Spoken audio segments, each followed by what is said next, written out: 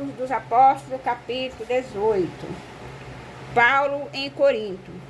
Depois disto, deixando Paulo Atenas, partiu para Corinto. Lá encontrou certo judeu chamado Áquila, natural do Ponto, recentemente chegado da Itália, com Priscila, sua mulher, em vista de ter Cláudio decretado que todos os judeus se retirassem de Roma. Paulo aproximou-se deles e, posto que era do mesmo ofício, passou a morar com eles e ali trabalhava, pois a profissão deles era fazer tendas. E todos os sábados discorria na sinagoga, persuadindo tanto judeus como gregos. Paulo anuncia a Jesus. Quando Silas e Timóteo desceram da Macedônia, Paulo se entregou totalmente à palavra, testemunhando aos judeus que o Cristo é Jesus. Opondo-se eles e blasfemando, sacudiu Paulo as vestes e disse-lhes: sobre a vossa cabeça o vosso sangue. Eu dele estou limpo, e desde agora vou para os gentios. Saindo dali, entrou na casa de um homem chamado Tício Justo, que era temente a Deus. A casa era contígua à sinagoga, mas Cristo, o principal da sinagoga, creu no Senhor com toda a sua casa. Também muitos dos coríntios, ouvindo, criam e eram batizados.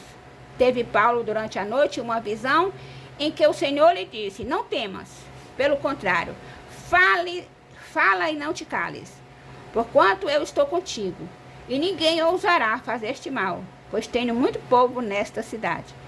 E ali permaneceu 1 ano e 6 meses, ensinando entre eles a palavra de Deus. Paulo perante Gálio.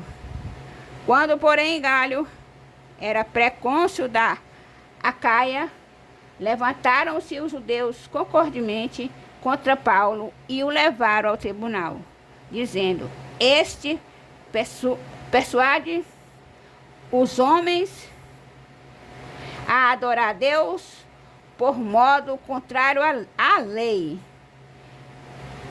Ia Paulo falar quando Gálio declarou aos judeus: se fosse com efeito alguma injustiça ou crime da maior gravidade, ó judeus, de razão seria atender-vos.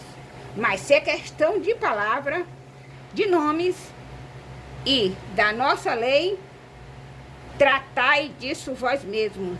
Eu não quero ser juiz dessas coisas.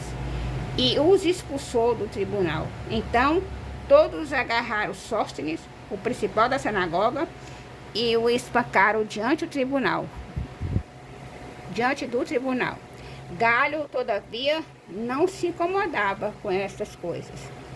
O final da segunda viagem missionária de Paulo. Mas Paulo, havendo permanecido ali ainda muitos dias, por fim, despedindo-se dos irmãos, navegou para a Síria, levando em sua companhia Priscila e Áquila, depois de ter raspado a cabeça em Cencreia, porque tomara voto. Chegados a Éfeso, deixou-os ali. Ele, porém, entrando na sinagoga, pregava aos judeus. Rogando-lhes eles que permanecessem ali mais algum tempo, não acendeu. Mas, despedindo-se, disse: se Deus quiser, voltareis para vós outros. E, embarcando, partiu de Éfeso. Chegando a Cesareia, desembarcou, subindo a Jerusalém, e tendo saudado a igreja, desceu para a Antioquia.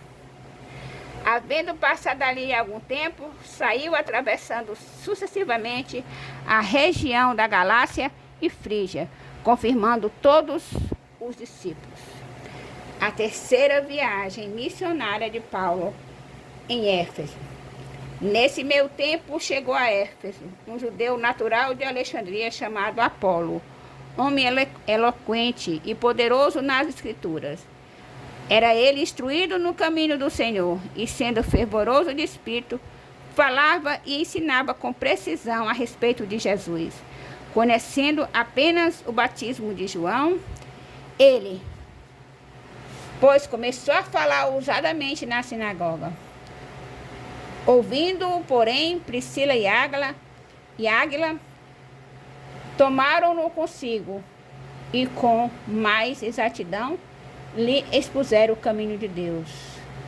Querendo ele percorrer a Acaia, animaram-no os irmãos e escreveram aos discípulos para o receberem. Tendo chegado, auxiliou muito aqueles que, mediante a graça, haviam crido, porque com grande poder convencia publicamente os judeus, provando por meio das Escrituras que o Cristo é Jesus. Louvado, exaltado e engrandecido seja o nome do Senhor. Aleluia.